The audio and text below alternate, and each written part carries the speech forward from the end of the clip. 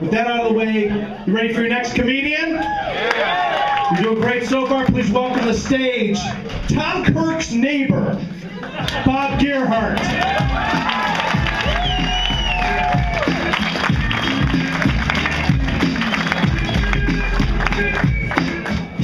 How are you guys doing? This first joke is new and timely. Fast and the Furious star Paul Walker died in a car crash today. That's not the joke. They're going to re-release the next movie and call it Decidedly Slower 7. Am I the only one that is now thinking that the Trent Richardson trade was a really good idea? I mean, I think it's fair to call it a win when he's averaging more women per sex tape than yards per carry.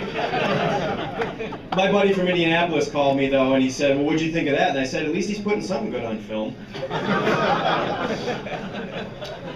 The Washington Redskins have one bad season, and everybody wants them to change their name now. President Obama wants the Redskins to change their name. But I thought about it for a while, and who better to sympathize with people when your name is attached to something that's a national embarrassment? I thought about it a little more, though, and I thought they shouldn't change the name. Because I think the players on the Redskins have a lot more in common with Native Americans than people are giving them credit for.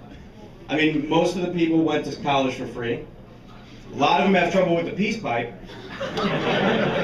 And statistically speaking, RG3 and Chief Soaring Eagle are more likely to test that nickname off a bridge than the rest of us. My mom didn't like that joke. She said, there's nothing funny about somebody dying. And I said, I know, especially when it doesn't jumpstart the Vikings running game.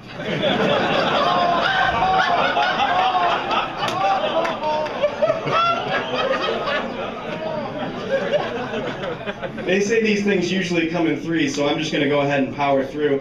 He killed my fantasy team in week 3, so I think he should have saw that coming. He was going to play out the rest of the season in tribute, though, and the NFL wouldn't let him change his jersey. He was just going to go by Adrian Peter. Oh, thank you. Yeah, you had to spell it out, did you? My grandpa just got out of the hospital like a week ago, and he is like Brandon Whedon. Every time I think he's gone, just poof, back again. Speaking of Brandon Whedon, he is like the yin to Bo Jackson's yang. Do you have any idea how hard it is to fail at 2 professional sports? I think he at least deserves credit for that. But my grandpa got out just in time for the holidays, and it was funny. My mom, my dad came into town, they took him to the Cleveland Clinic, and my mom called and she said, hey, I'm going to be down here all day with your grandfather, but I left his credit card bill at your house. Can you mail that in for me today? And I said, sure, no problem, but let's wait till this afternoon, because it might not be an issue, you know? It's his fault anyway. 3 years ago at Christmas, we're all sitting around, he had just gotten a new car. And we're all having a good time, everyone's laughing, enjoying themselves, and he goes, yep, this is the last car I'll ever need. I said, Grandpa, did you lease the car? Did you lease or buy? How long are we talking here? Everybody handles death a little differently, though. I think one place that we should all be able to agree on is Facebook. I think when someone dies, it's time to take them off of Facebook. Anybody else have friends on Facebook that are no longer with us? Yep. I have one friend who he still appears as active in my messenger, and every time I see it, I just think, this has got to be killing the Ouija board industry. I mean, why go through all the pomp and circumstance if he's just a click away? The other thing that I like is a bunch of my friends from school are here. So our friend Kyle Dake passed away a few months ago. And I think one change, if we're not willing to take people off of Facebook, should be instead of today is Kyle's birthday, if you could just tell us today was Kyle's birthday. Because Phil writes, happy birthday, bro, exclamation point. That part was questionable, but then he said, let's catch up soon. And no one really knew how to deal with it, except for me, so I wrote, geez, I can't believe you fell out of touch with Kyle. He's very easy to find nowadays. There are some people that shouldn't be on Facebook, and 2 of those people are my parents, who are here tonight. And they're not allowed on Facebook because I wasn't allowed to have a dog when I was younger.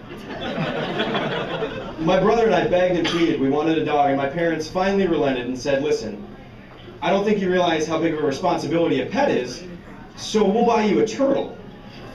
And if you can handle a turtle, then we can talk about a dog. So 6 months into this horrible experiment, my mom takes Turtlenator outside in his cage. It was our first pet. We were still working on the names. So she takes him outside and doesn't account that the sun is moving over, and eventually he's in nothing but sun and he fries to death. So a few years ago, my mom called and said, hey, I signed up for Big Brothers Big Sisters. Someone from the organization is going to call you, ask a bunch of questions.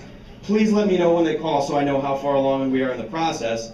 To which I replied, I don't know, Mom. That seems like a lot of responsibility. Why don't we start you off with a turtle? Let's see how things go. Guys, my name is Bob Gerhardt. Thank you very much.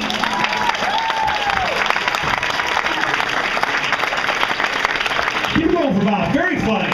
Very funny.